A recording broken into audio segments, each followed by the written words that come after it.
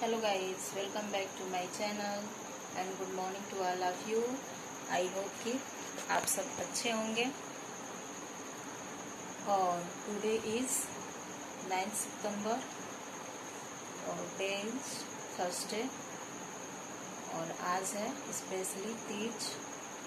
तो तीज की बहुत बहुत बधाई आप सबको।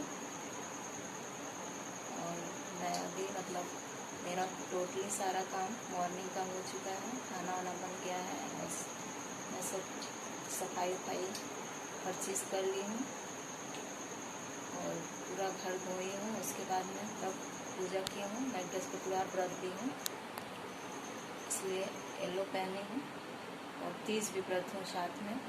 तीज का शाम को तैयारी होगी, क्या पहनूंगी, कैसे पूजा पाठ होगी। तो बस अभी घड़ी में बज रहे हैं, कितना देखती हूँ, 9:40 हो रहा है। तो आगे मैं तीज का ब्लॉग में आपको शाम के टाइम दिखाऊंगी। और ये पूजन मेरी छिप के खा रही है। गुड मॉर्निंग बोल पूजन। तब तक के लिए बस इतना ही। तो ये देखिए गाइस, मैं बिल्कुल रेडी हो गई हूँ। अभी फुल रेडी नहीं हुई हूँ, अभी टीका लगाना है, नथ लगाना है। और ये देखिए, ये मेरा लुक। मैं क्या पहनी हूँ, सिल्क का लहंगा पहनी हूँ मैं। और ये सिल्क का लहंगा मुझे मेरा भाई राखी पे गिफ्ट किया था। तो सोची कि मैं इसी को पहन लेती हूँ। तीज पे ग्रीन है और येलो है। अभी मैं पूरी फुल रेडी हो जाऊंगी, अभी आगे आपको दिखाऊंगी। और पूजा की भी तैयारी मैं कर ली हूँ लगभग, और अभी मम्मी कर रही हैं। शाम के बज रहे हैं 5:45। तो ये देखिए,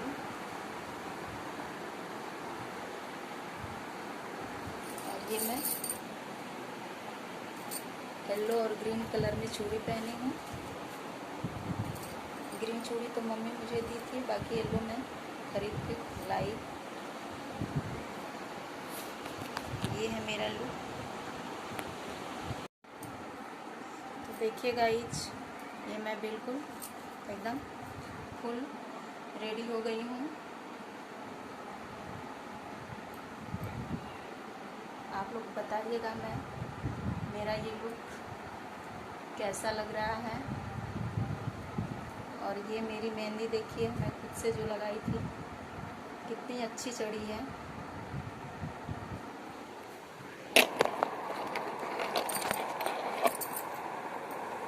देखिए, ये मेरी मेहंदी है।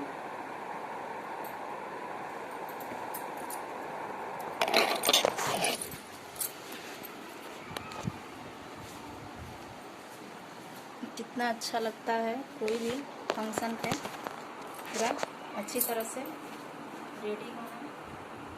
देखिए गाइज, ये मैं कैसी लग रही हूँ।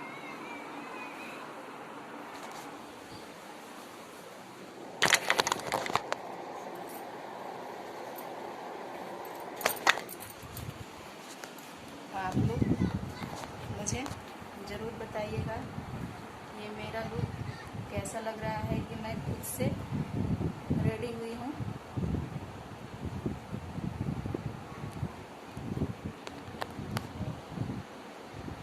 देखिए गाइज, यहाँ ये हमारा मंदिर है जो पूजा का है। यहाँ मैं पूजा वूजा कर ली हूँ, पहले से की थी और अभी दिखा रही हूँ मैं।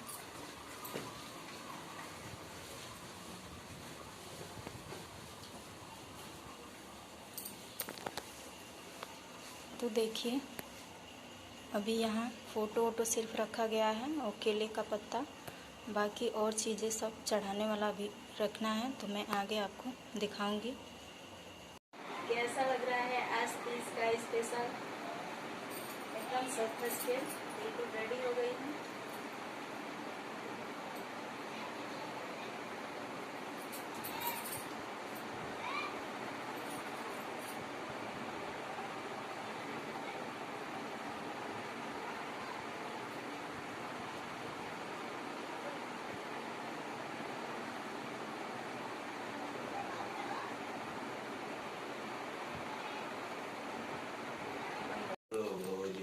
देखिएगा ये सब चढ़ाने वाला पूजा का सारा सामान है और इसमें है डलिया में, और ये सब छूने वाला सामान है, चूड़ी, सिंदूर, बिंदी वगैरह 2 पॉलीथीन में है 2 लोगों के लिए। देखिएगा यहाँ सब कुछ पूजा का हर सामान रख दिया गया है, बस अब पूजा करना भी बाकी है। ये बाबू डांस कर रहा है।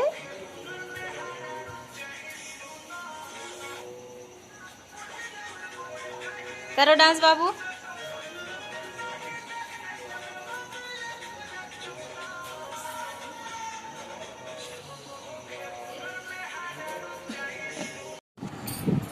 ये देखिए गाइस मेरी मम्मी है, ये टीचर है। आज देखिए कितनी स्मार्ट लग रही है। ये हस्बैंड जी है, फोटो खींच रहे हैं। देखिए मम्मी तो बहुत से स्मार्ट लग रही है, बहुत से ज्यादा।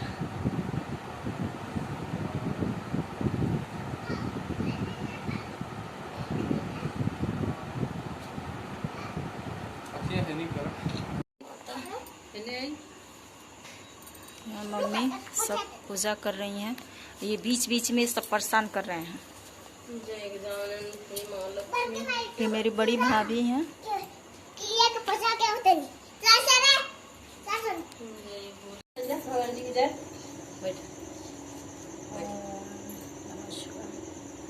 हरितालिका व्रत कथा।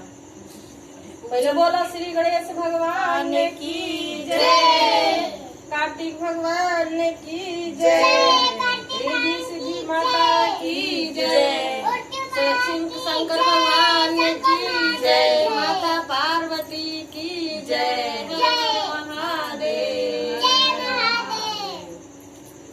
पूजन से हरितालिका तीज व्रत का कथा हो रहा है। प्रेम से भगवान में मन लगाकर ग्रहण कीजिए।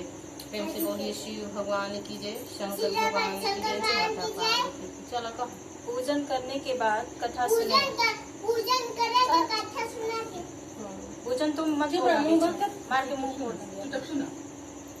पूजन करने के बाद कथा सुने। सूत जी कहते हैं, मंदार की माला से जिन पार्वती जी का केश पास अलंकृत है और मुंडों की माला से जिन शिव जी की जटा अलंकृत है, जो पार्वती जी दिव्य वस्त्र धारण की हैं और जो शिव जी दिगंबर नंगे हैं, ऐसी श्री पार्वती जी तथा शिव जी को प्रणाम करती हैं। कोटि कोटि प्रणाम। रमणीक कैलाश पर्वत के शिखर पर बैठी हुई श्री पार्वती जी कहती हैं, हे महेश्वर, हमें कोई गुप्त व्रत या पूजन बताइए जो सब धर्मों से सरल हो, जिसमें परिश्रम भी कम करना पड़े लेकिन फल अधिक मिले। हे नाथ, यदि आप मुझ पर प्रसन्न हो तो यह विधान बताइए। हे प्रभु, किस तप, व्रत या दान से आदि मध्य और अंत रहित आप जैसे महाप्रभु को प्राप्त हुए हैं? शिव जी बोले, हे देवी सुनो, मैं तुमको एक व्रत जो मेरा सर्वस्व और छिपाने योग्य है लेकिन तुम्हारे प्रेम के वशीभूत होकर मैं तुम्हें बतलाता हूँ। जैसे नक्षत्रों में चंद्रमा, ग्रहों में सूर्य, वर्णों में ब्राह्मण, देवताओं में विष्णु भगवान, नदियों में गंगा, पुराणों में महाभारत, वेदों में सामवेद और इंद्रियों में मन श्रेष्ठ है। सब पुराण और वेदों का सर्वस्व जिस तरह कहा गया है, मैं तुम्हें एक प्राचीन मत बतलाता हूँ। एकाग्र मन से सुनो। जिस व्रत के प्रभाव से तुमने मेरा आधा आसन प्राप्त किया है वह तुमको बतलाऊंगा, क्योंकि तुम मेरी प्रेयसी और भाद्रपद मास में हस्त नक्षत्र से युक्त शुक्ल पक्ष की तृतीया तिथि को उसका अनुष्ठान मात्र करने से स्त्रियां सब पापों से मुक्त हो जाती हैं। हे देवी, तुमने आज से बहुत दिनों पहले हिमालय पर्वत पर इस व्रत को किया था। यह वृतांत मैं तुमसे कहूँगा। पार्वती जी ने पूछा, हे नाथ, मैंने क्यों यह व्रत किया था? यह सब आपके मुख से सुनना चाहती हूँ। शिव जी ने कहा, भारतवर्ष के उत्तर की ओर एक बड़ा रमणीक और पर्वतों में श्रेष्ठ हिमवान नामक पर्वत है। उसके आसपास तरह तरह की भूमियां हैं, तरह तरह के वृक्ष पर लगे हुए हैं, नाना प्रकार के पक्षी और अनेक प्रकार के पशु उस पर निवास करते हैं। वहां पहुंचकर गंधर्वों के साथ बहुत से देवता सिद्धचरण पक्षीगण सर्वदा प्रसन्न मन से विचरते हैं। वहां पहुंचकर गंधर्व गाते हैं, अप्सराएं नाचती हैं। उस पर्वतराज के कितने ही शिखर ऐसे हैं कि जिनमें स्फटिक, रत्न और वैद्य मणि आदि की खाने भरी हैं। यह पर्वत ऊंचा तो इतना अधिक है कि मित्र के घर की तरह समझकर आकाश का स्पर्श किए रहता है। उसके समस्त शिखर सदैव ही बर्फ से आच्छादित रहते हैं और गड़ा जल की ध्वनि सदा सुनाई देती रहती है। हे पार्वती, तुमने बाल्यकाल में उसी पर्वत पर तपस्या की थी। 12 वर्ष तक तुम उल्टी टंगकर केवल धुआं पीकर रही। 64 वर्ष तक सूखे पत्ते खाकर रही। मास में तुम जल में बैठती रहती और वैशाख की दोपहरिया में पंचाग्नि तापती। श्रावणी के महीने में जल बरसता तो तुम भूखी प्यासी रहकर मैदान में बैठी रहती थी। तुम्हारे पिता इस तरह के कष्ट सहन को देखकर बड़े दुखी हुए। वे चिंता में पड़ गए, मैं अपनी कन्या किसको दूं? उसी समय नारद जी वहां आ पहुंचे। मुनि श्रेष्ठ नारद जी उस समय तुम्हें देखने गए थे। नारद जी को देखकर गिरि ने अर्घ्यपाद आसन आदि देकर उनकी पूजा की और गिरिराज से कहा, हे स्वामिन, आप किस लिए आए हैं? मेरा अहो भाग्य है, आपका आगमन मेरे लिए अच्छा है। नारद जी ने कहा, हे पर्वतराज, सुनो, मैं भगवान विष्णु का भेजा हुआ आपके पास आया हूँ। आपको चाहिए कि वह कन्या रत्न किसी योग्य वर को दे। भगवान विष्णु के समान युग पर ब्रह्मा इंद्र कन्या रत्न किसी योग्य को वर को दे। भगवान विष्णु के समान योग्य का ब्रह्मा इंद्र और शिव इनमें से कोई नहीं है। इसलिए मैं यही कहूँगा कि आप अपनी कन्या भगवान विष्णु को ही दें। हिमवान ने कहा, भगवान विष्णु से मेरी कन्या ले और भगवान रहे और आप संदेश लेकर आए हैं तो मैं उन्हें अपनी कन्या दूंगा। हिमवान की इतनी बात सुनकर मुनिराज नारद आकाश में विलीन हो गए। वे पीताम्बर शंख चक्र गदाधारी भगवान विष्णु के पास पहुंचे। वहां हाथ जोड़कर नारद जी ने भगवान विष्णु से कहा कि हे देव, सुनिए, मैंने आपका विवाह पक्का करा दिया। उधर हिमवान ने पार्वती जी के पास जाकर कहा कि हे पुत्री, मैंने तुम्हें भगवान विष्णु को दे डाला। जब पिता की बात सुनकर तुम बिना उत्तर दिए ही अपनी सखी के घर चली गई। वहीं जमीन पर पड़कर तुम बड़ी दुखी होती हुई विलाप करने लगी। तुमको इस तरह विलाप करते देख एक सखी ने पास आकर कहा कि देवी, तुम क्यों इतनी दुखी हो? इसका कारण बताओ। तुम्हारी जो कुछ इच्छा होगी मैं यथाशक्ति उसको पूरा करने की चेष्टा करूंगी, इसमें कोई संशय नहीं है। पार्वती जी बोली, मेरी जो कुछ अभिलाषा है तुम उसे प्रेम पूर्वक सुनो। मैं एकमात्र शिव जी को अपना पति बनाना चाहता हूँ, इसमें कुछ भी संशय नहीं है। मेरे इस विचार को पिताजी ने ठुकरा दिया है, इससे मैं अपने शरीर को त्याग दूंगी। पार्वती जी की इस बात को सुनकर सखियों ने कहा, शरीर का त्याग न करो, चलो किसी ऐसे वन को चले जहाँ पिता को पता न लगे। ऐसी सलाह कर वैसे वन में जा पहुँची। उधर तुम्हारे पिता घर घर तुम्हें खोजने लगे। दूतों द्वारा भी खबर लेने लगे कि कौन देवता यहाँ किन्नर मेरी पुत्री को हर ले गया है। उन्हें मन ही मन कहा, मैं नारद जी के आगे प्रतिज्ञा कर चुका हूँ कि मैं अपनी पुत्री भगवान विष्णु को दूंगा। ऐसा सोचते सोचते हिमान मूर्छित हो गया। गिरिराज को मूर्छित देखकर सब लोग हाहाकार करते दौड़ पड़े। जब होश हुआ तो सब पूछने लगे, गिरिराज, आप अपनी मूर्छा का कारण बताइए। हिमवान ने कहा कि लोग मेरे दुख का कारण सुने, न मालूम कौन मेरी कन्या को हर ले गया है। ऐसा नहीं हुआ तो किसी काले सांप ने काट लिया या सिंह खा गए होंगे। हाय हाय, मेरी बेटी कहाँ गई? किसी दुष्ट ने मेरी पुत्री को मार डाला। ऐसा कहो, वायु के झोंके से कांपते हुए वृक्ष के समान कांपने लगे। इसके बाद हिमवान तुम्हें बन बन खोजने लगे। वह वन भी सिंह, भालू, हिंसक जंतुओं को बड़ा भयानक हो रहा था। तुम भी अपनी सखियों के साथ उस भयानक वन में चलती चलती एक ऐसे जगह जा पहुंची जहाँ एक नदी बह रही थी। उसके रमणीय तट पर एक बड़ी सी कंदरा थी। तुमने उसी कंदरा में आश्रम बना लिया और मेरी एक बालू कायामयी प्रतिमा बनाकर अपनी सखियों के साथ निराहार रहकर मेरी आराधना करने लगी। जब भाद्रपद शुक्ल पक्ष की हस्त युक्त तृतीया तिथि प्राप्त हुई तब तुमने मेरा विधिवत पूजन किया और रात भर जाकर गीत बजाते हुए मुझे प्रसन्न करने में बिताया। उस व्रत राज के प्रभाव से मेरा आसान डगमगा उठा, जिससे मैं तत्काल उस स्थान पर जा पहुंचा जहाँ पर तुम अपनी सखियों के साथ रहती। वहाँ पहुंचकर मैंने तुमसे कहा, मैं तुमको प्रसन्न हूँ, बोलो क्या चाहती हो? तुमने कहा, मेरा तो ऊपर प्रसन्न है तो मेरे पति बने। मेरे तथास्तु कहकर कैलाश पर्वत और वापस आने पर तुमने वह प्रतिमा नदी में प्रवाहित कर दी और सखियों के साथ उस महाव्रत का पारण किया। हिमवान भी तब तक वह वन में तुम्हें खोजते हुए आप पहुंचे। चारों दिशाओं में तुम्हारी खोज करते करते व्याकुल हो चुके, इसलिए तुम्हारे आश्रम के समीप पहुंचते ही गिर पड़े। थोड़ी देर बाद उन्होंने नदी के तट पर दो कन्याओं को उन्होंने तुम्हें छाती से लगा लिया और बिलख कर रोने लगे। फिर पूछा, पुत्री तुम किस व्याघ्र आदि जंतुओं में भरे इस वन में क्यों आ पहुंची? पार्वती ने उत्तर दिया, हे पिताजी, मैंने पहले ही अपने आप को शिव जी के हाथों सौंप दिया।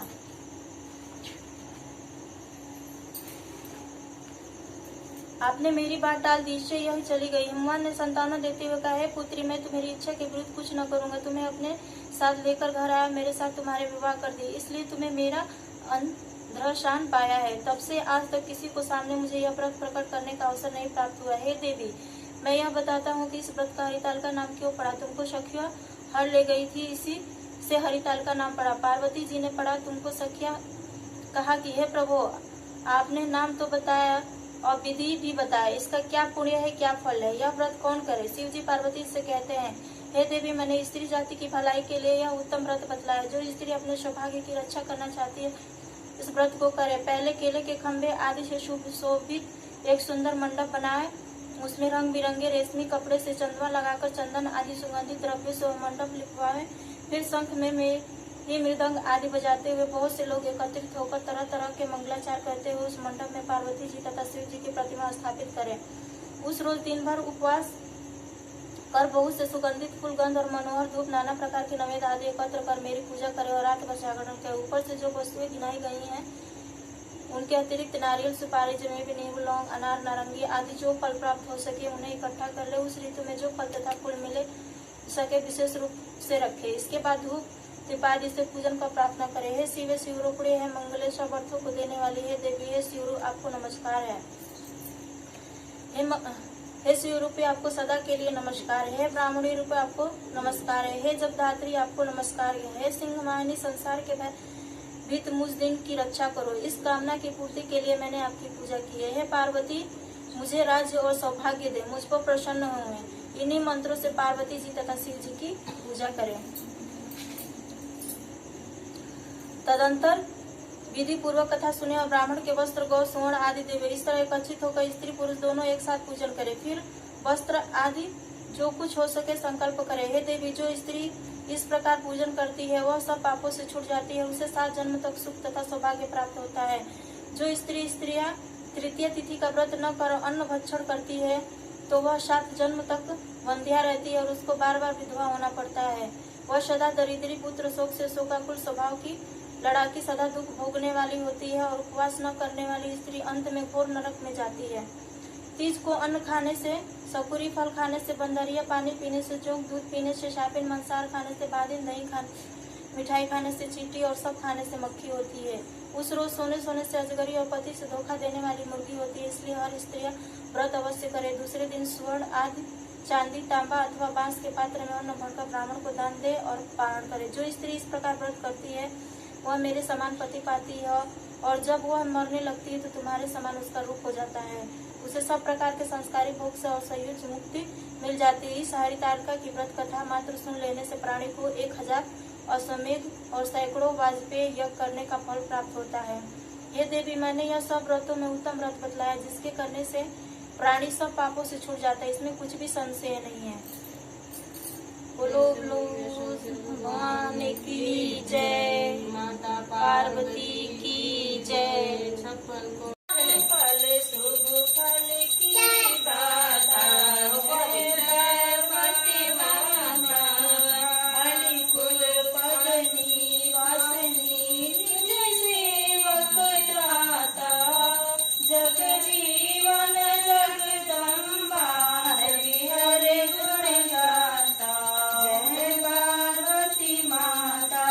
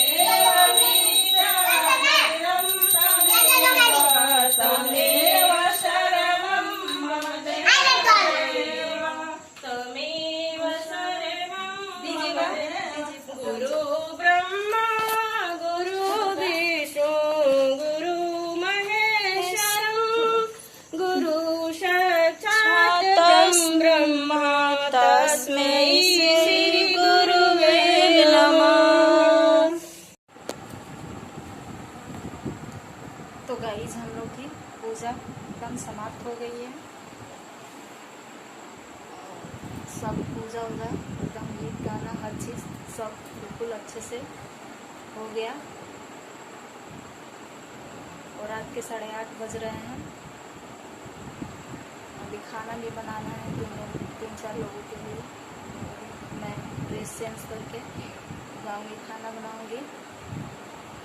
तो अगर हमारा ये 30 का छोटा सा ब्लॉग आप लोग को अच्छा लगा होगा तो मेरे इस चैनल को लाइक कीजिएगा, सब्सक्राइब कीजिएगा, हो सके तो कमेंट कीजिएगा और ज़्यादा से ज़्यादा शेयर कीजिएगा। तो आप सबको भी 30 की बहुत बहुत बधाई। और ये 30 तो आप लोग मेरा जल सब लोग रहते हैं, पता ही है। पानी पीना है 2-3 बजे भोर में शायद। तो मैं तो बिल्कुल एकदम ठीक हूँ ना, मुझे अभी प्यास नहीं लगा है, एकदम स्ट्रॉन्ग हूँ मैं। तो बस 30 के लिए इतना ही। तो गुड नाइट, बाय बाय।